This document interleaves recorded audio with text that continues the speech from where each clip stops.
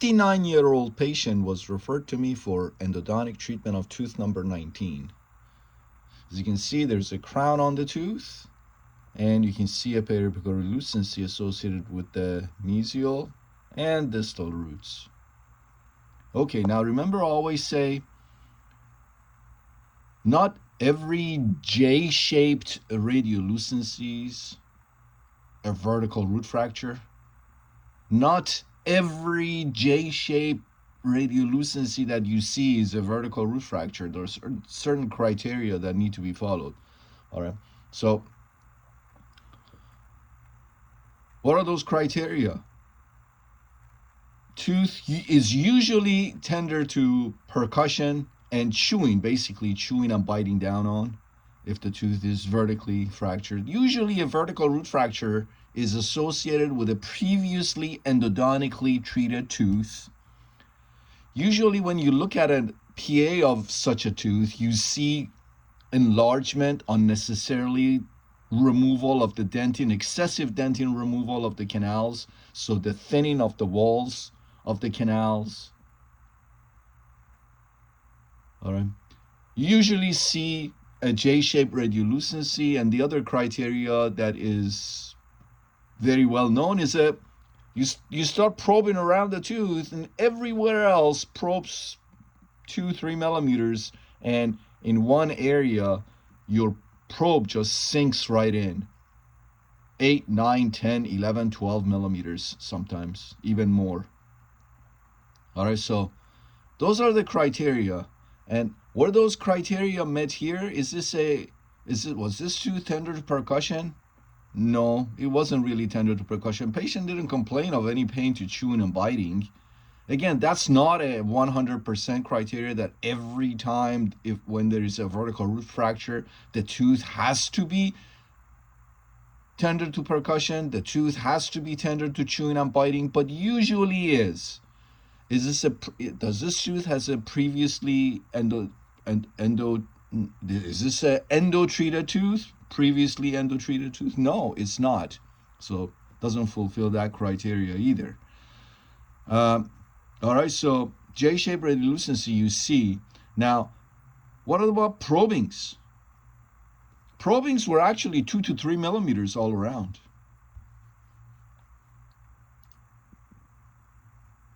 There's a bite wing of the tooth, one angulation, another angulation, another angulation.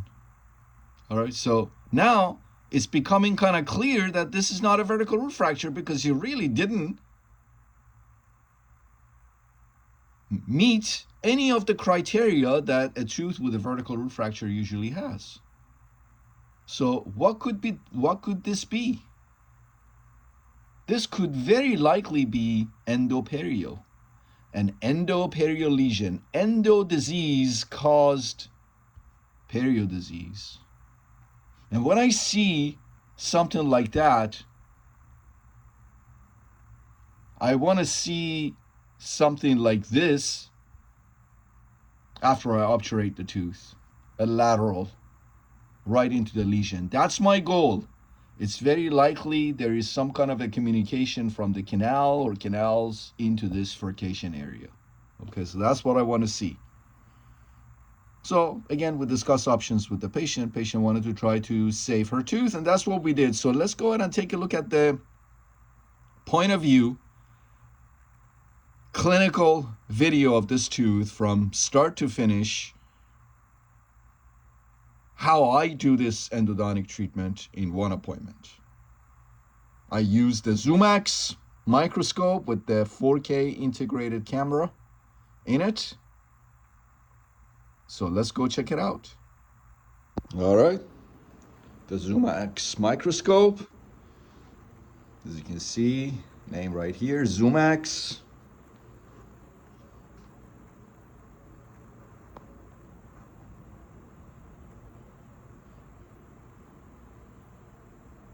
I was told by the rep that all the optics are Zeiss.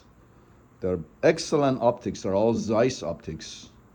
And if you know anything about microscopes, The Zeiss optics are the gold standard. So it comes with its own stand.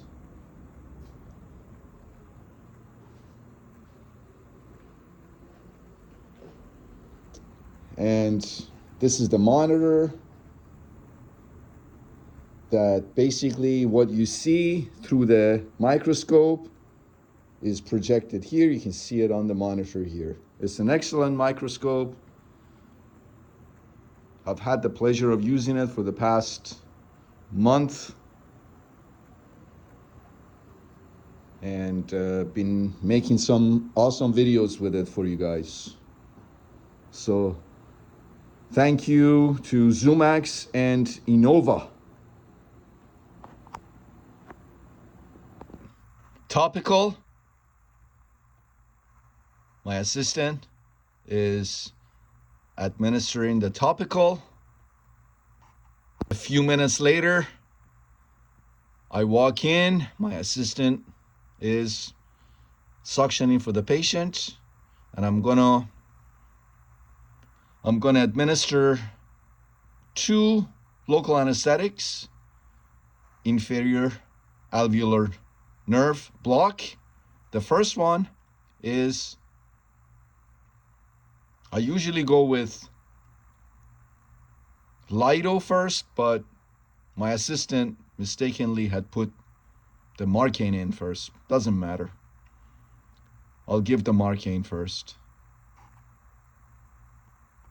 We wait a few minutes, about 10 minutes or so, and we're ready to go. Rubber dam clamp goes on. Very good. This is the clamp. It's a Hugh Friddy clamp, W3.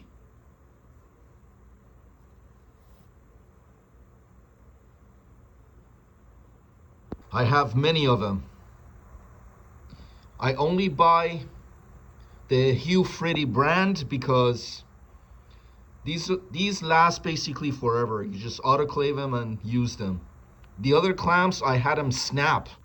Suddenly, I have it on a patient's tooth and it breaks, it cracks.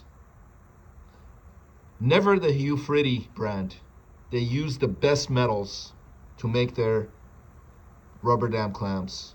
And also they're pretty much famous for all the other surgical instruments that they manufacture. Rubber dam goes on. And how long did it take me to put the rubber dam on? Like 15 seconds. Bite block. Some patients like that.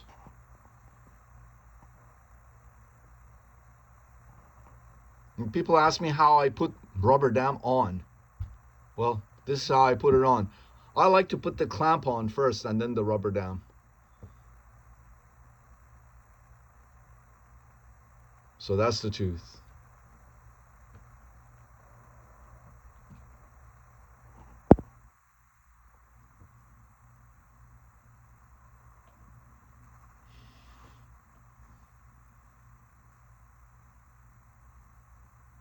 All right. My assistant is wiping everything down with 70% isopropyl alcohol. And I'm going to go ahead and get started. I usually get started with a round diamond to go through these porcelain crowns. Here he goes.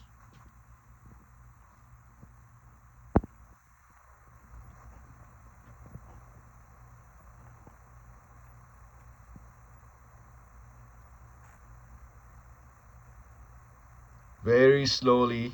My goal is, no matter what, I like to save the patient's crown, especially on a tooth like this where the prognosis is guarded. I don't want to destroy the crown, crack the crown, and then making my patient having to pay for a brand new crown. What if my root canal doesn't work? Then the poor patient had to pay for a brand new crown, and then I would either have to go through the brand new crown to redo the root canal, or if patient decides to extract the tooth. So it's kind of unfair to the patient, right? So I tell the patient, even if you need a new crown, what I like to do is, I like to do your root canal, just have your general dentist replace my temporary filling with a permanent filling for now. Wait, don't get a new crown yet. Come back and see me in 6 months. If I deem the root canal successful, then you can go ahead and get a new crown.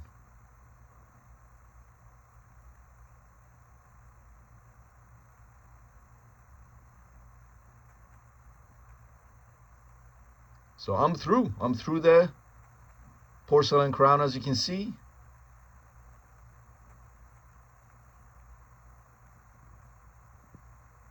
I switched to a diamond, a cylindrical diamond end cutting now.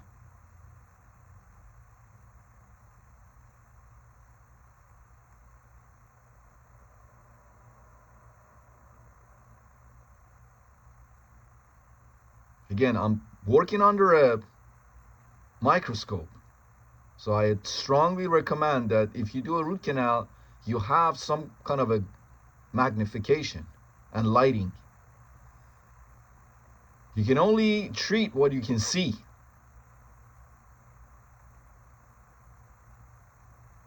See, I don't go zzz, zzz with the high speed. I shave off the dentin. I just remove a little bit of a dentin. I just shave off the dentin over the pulp chamber. Just shave off the dentin. I don't want to perforate. Just take your time.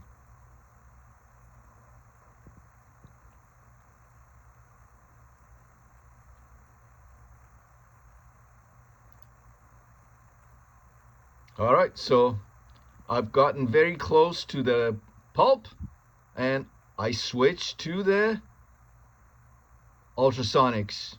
This is my Ultramin Pro, manufactured by 8 Teeth. Love this ultrasonic unit. It does everything. It does ultrasonics like this dry ultrasonics. It also does irrigation. So it's got a container. You can put whatever liquid that you like in it, and it'll just spray it from the tip of the ultrasonic unit. And I usually put 2% hypo in it, and I do ultrasonic irrigation and activation with it. And I can use it dry like this for my endo access. As you can see, my goal is to preserve as much dentin as possible.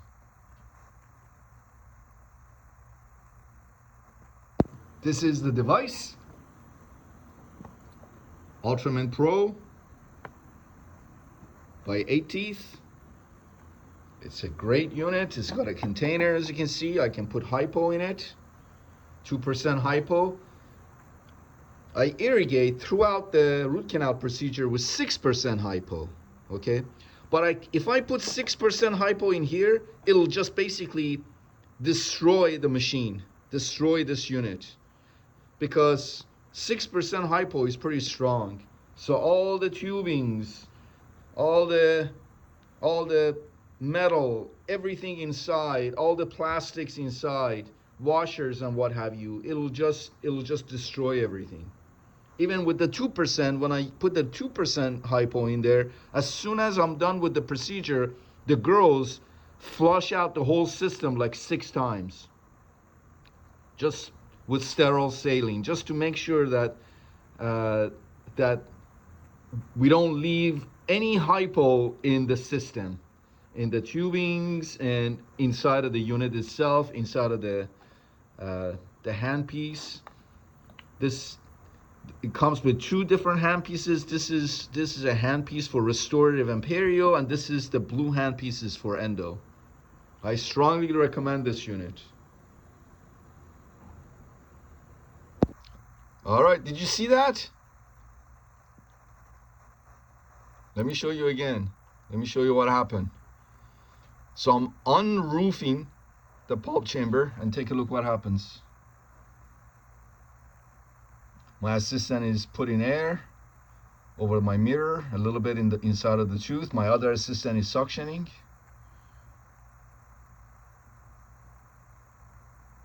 And boom, it's gonna pop. There you go. You see that? I only removed the roof of the pulp chamber and preserved the floor of the pulp chamber. Didn't go in carelessly with my high-speed handpiece and removed a huge bulk of the pulp chamber floor. All right, so I'm just cleaning things up right now. Very nice. My assistant will give me a new mirror. We have a couple of mirrors in there. In each kit there's 2 mirrors. So I give the dirty one to my assistant. My assistant cleans it, gives me the other one. All right, so let's go ahead and irrigate with 6% hypo.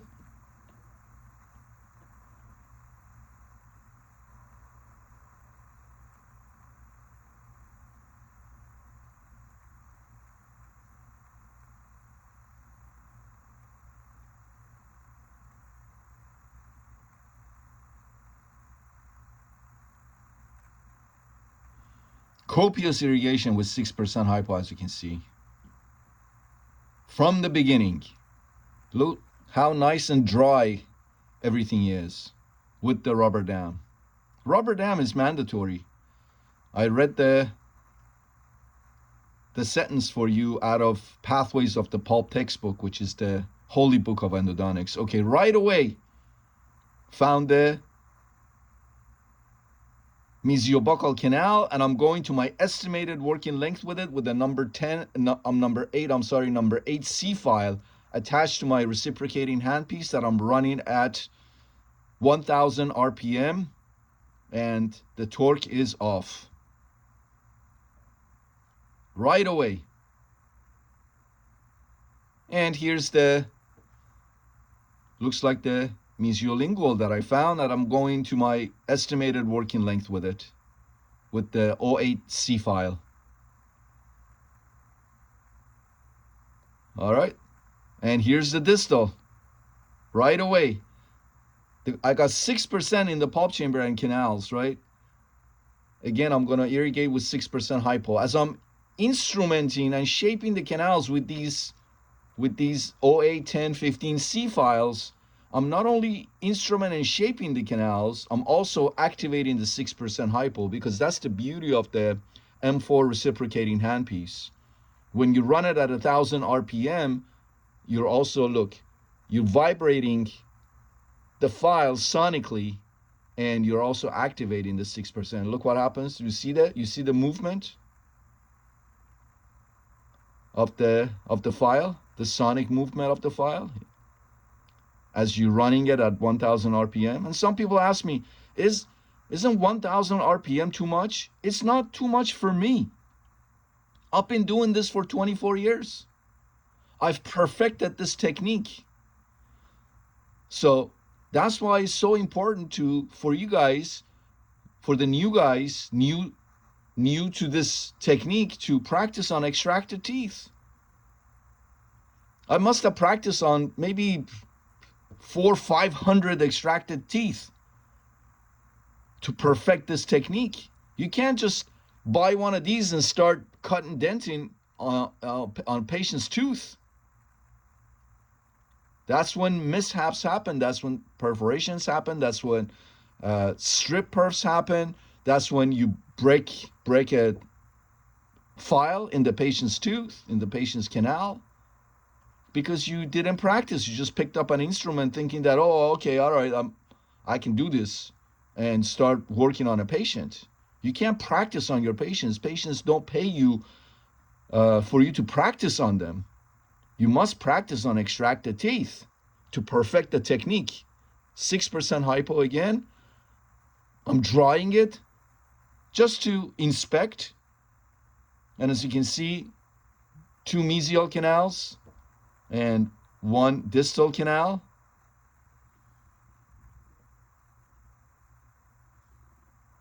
All right.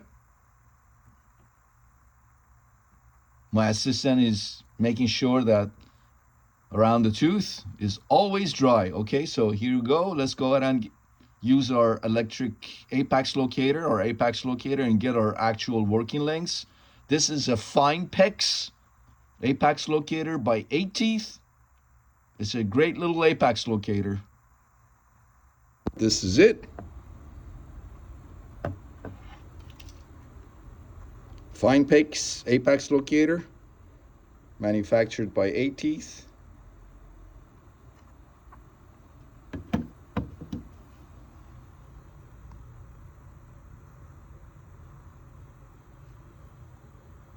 My sensors are Schick 33 by Sorona.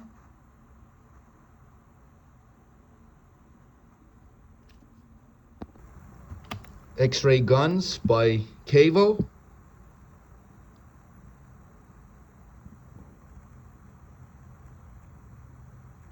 Portable X-ray units, devices, guns.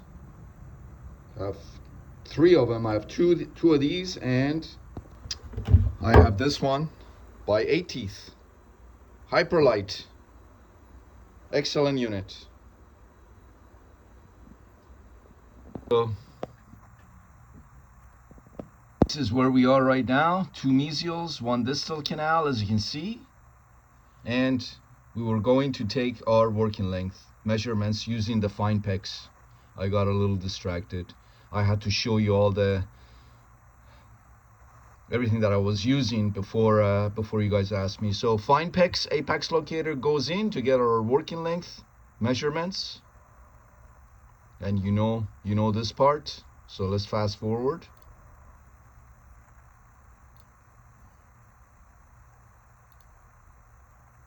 All right, we got our working lengths.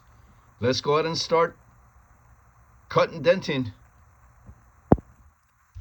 6% hypo. Again, pay attention to how I'm using the syringe. The irrigation needle never binds to canal walls, always up and down, up and down. Very slight pressure to the plunger. All right, let's go to number 15 C file now, attached to my reciprocating handpiece. The working lengths were 20 millimeters, as you can see. All right, there you go. Up and down, brush, brush, brush towards the mesiobuccal line angle now, because I'm in the mesiobuccal canal. Mesiolingual, brush, brush, up and down, instrument shape, and activate the 6% hypo at the same time. And distal canal. Do the same, up and down, brush away from the furcation towards the distal. Get rid of all the contaminated dentin attached to canal walls. Activate the 6% hypo, remove necrotic pulp tissue, and kill microorganisms present in the canals and remove their toxins. All right. Number 20 flare file. Again, I'm brushing with it. I'm not forcing it to go down the canal. If it wants to go, then I'll let it go. Look, but I'm brushing with it. You see, brushing towards the mesiobuccal line angle. And it did go to working length without me forcing it. All right. Mesiolingual canal, again, it wants to go. I'm not forcing it. It just wants to go as the handpiece reciprocates it. There you go. And distal canal. Up and down, brush the canal walls. Get rid of all the contaminated dentin. All the dentin that is the tubules of which are filled with microorganisms and their products, toxins. All right, go in with 6% hypo, copious irrigation with 6% hypo.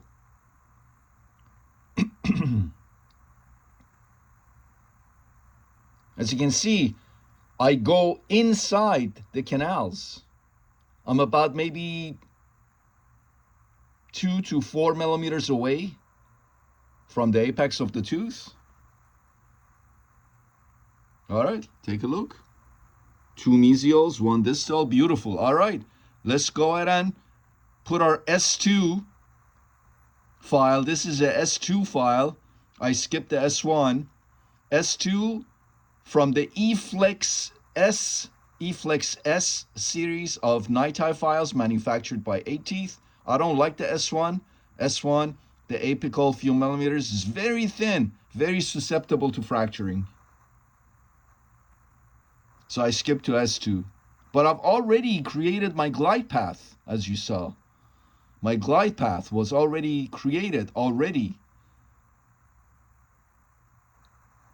So the chances of file fracture is minimal.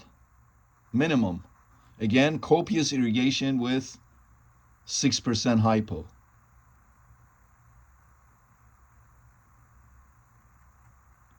And because of the fact that I've created a glide path with 08, 10, 15 C files, then I went to a flare file, stainless steel flare file with a 5% taper and brush with it also. I brush with 08, 10, 15 C files. And then I brushed with the number 20 flare file, 2 working length. And then I used my S2 NiTi file, which I also brushed with. Then I'm pretty much done. My instrumentation is done. All right, up and down with the number 20. Got a percher cone. Again, another way of activating the hypo, not as effective as sonic and ultrasonic irrigations, but activation, but it's better than nothing. While I'm there, why not do it? And I'm custom making my own master gutta percha cones using the 20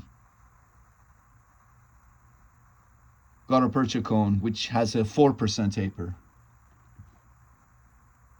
All right, I got the mesio buccal. Let's go ahead and make our custom master gutta percha cone for the mesiolingual. Although the mesiobuccal and mesiolingual join. And I'm going to do the same for the distal. So let's just go ahead and fast forward this. You already know all of this stuff. And for the distal, I used, as you can see, I used a 30 gutta percha cone. The apical diameter of the distal was a little bit larger, so I went to 30 and then I custom make it again. All right. So isopropyl as our final irrigation, 70% isopropyl alcohol.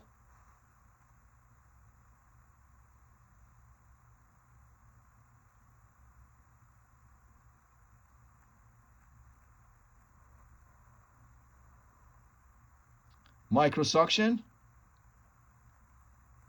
And you can see that they join, the mesials join, because as I'm removing the isopropyl alcohol from the mesiobuccal, the mesiolingual drained.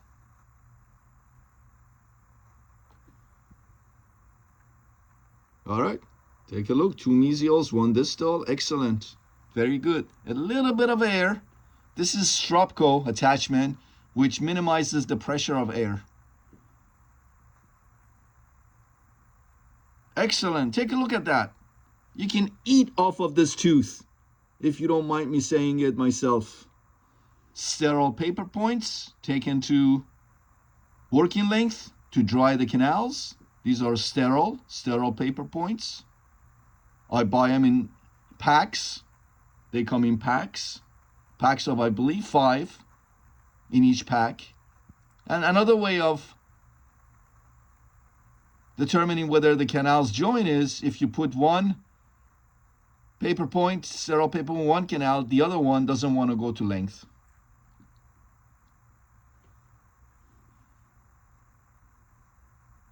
All right, let's dry the distal. As you can see, I'm measuring the sterile paper point to my working length because I don't want to unintentionally push it beyond the working length. That can cause bleeding.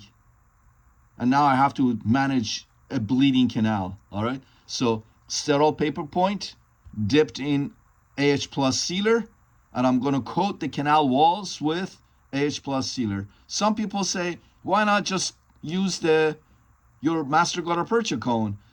I don't like to do that. I don't like to mess with my master gutta percha cone because if I bend it as I'm trying to place it in the canal with the sealer on it, if I bend it, then now I have to make an entire new master gutta percha cone. So I like to put the gutta percha cone, master gutta percha cone in the canal, pump it a couple of times without removing it entirely from the canal, as you can see right here, and that's it. As you saw, I also had dipped my master gutta percha cone in AH plus sealer. All right, so mesiobuccal goes in. Again, you can see the AH plus sealer on the master gutta percha cone. All right. Mesiolingual goes in next.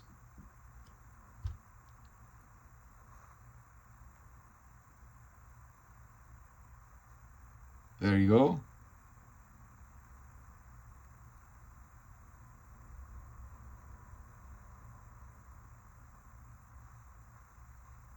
Very good.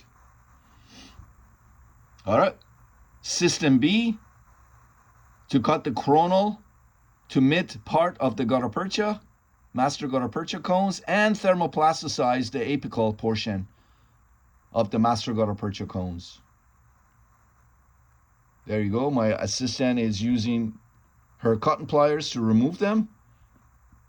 Number 2, Buchanan plugger goes in. As you can see, apical pressure. I'm holding the apical pressure on the thermoplasticized gutta percha. Let's go to the next video. As I'm holding apical pressure for a few seconds on these thermoplasticized gutta percha, what it does is that it wants to cool down, but there is coronal force on it apically, right? So it wants to expand as it wants to cool down, but it can't.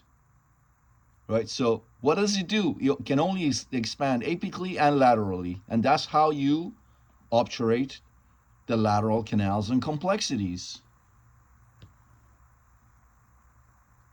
All right, let's go ahead and put the distal master gutta percha cone that I dipped in AH plus sealer in.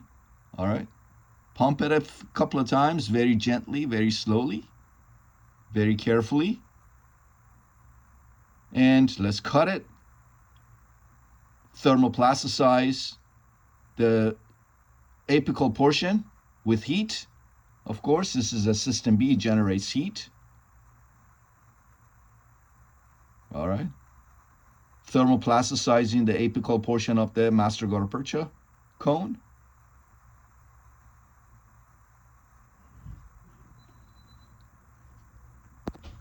All right.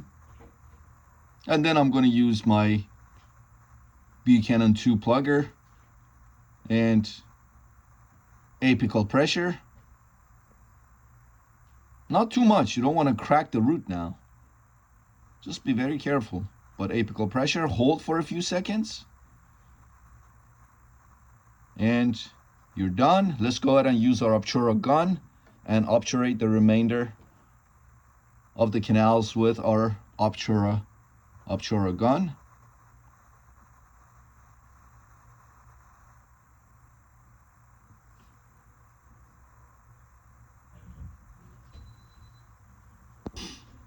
All right, very good.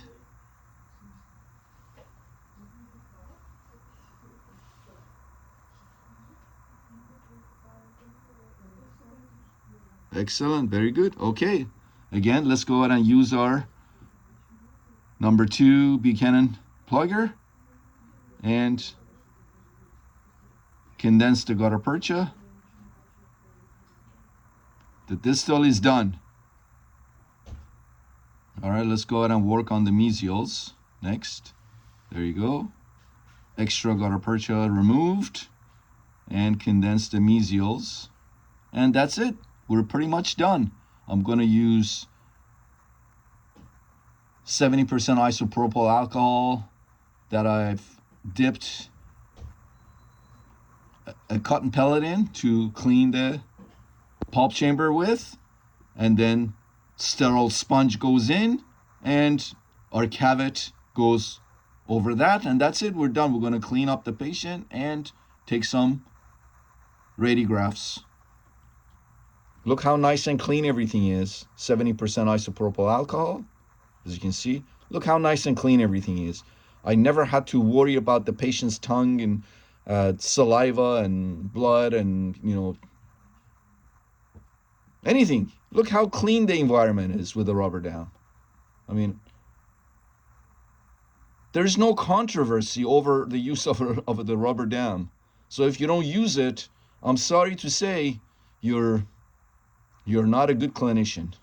If you don't use it, you're not a good clinician. You're not putting the patient's well-being first. There is no way that you can isolate a tooth like this and do a proper root canal without a rubber dam. There is no way. No matter how good you think you are with cotton rolls and 2x2s and and things like that, there's no way that you can maintain a sterile environment like this with without the rubber dam. Look at that. Look how beautiful everything looks. Perfect. All right, now rubber dam is removed, and we're going to go ahead and clean the patient up and take some x-rays. Let's go ahead and look at our radiographs.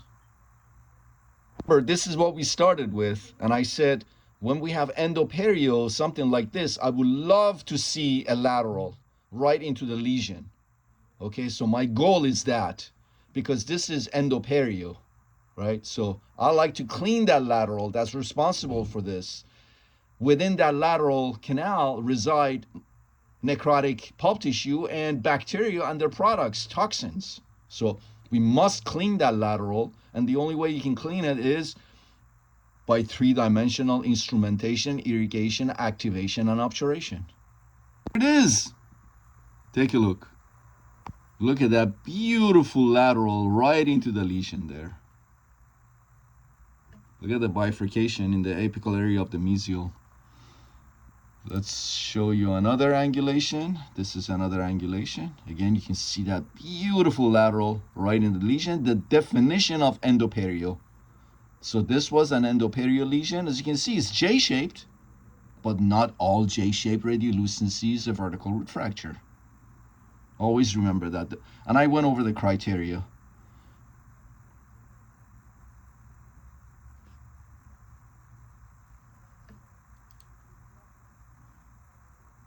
Another angulation. So as you can see, everything went beautifully. Another angulation.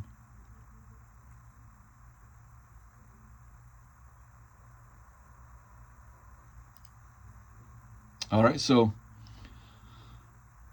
if you like these videos, please make sure you let me know. Please make sure you, when you watch these videos, you've subscribed. When I check my stat, quite a few people watch my videos without even subscribed to my YouTube channel. Please make sure you subscribe to my YouTube channel. Please make sure you push that like button. You click on that like button. Please make sure you make a comment. Let me know. Give me some feedback. Please share my videos. Tell your friends, your colleagues about my channel. All right, so let's spread the knowledge. Don't be stingy with the knowledge, as I'm not being stingy with the knowledge. I'm spreading my knowledge around for free. So do the same. Subscribe, press that like button, make a comment, ask questions if you have questions. tell your friends about our channel. All right. Excellent. Very good. So hopefully this patient will return in 6 months for a post-op. And if she does, I will make sure that I make a video and post it. But I'm optimistic about this tooth. I think all of this bone will regenerate over time. All of this bone here, all of this bone here, all of that will regenerate over time.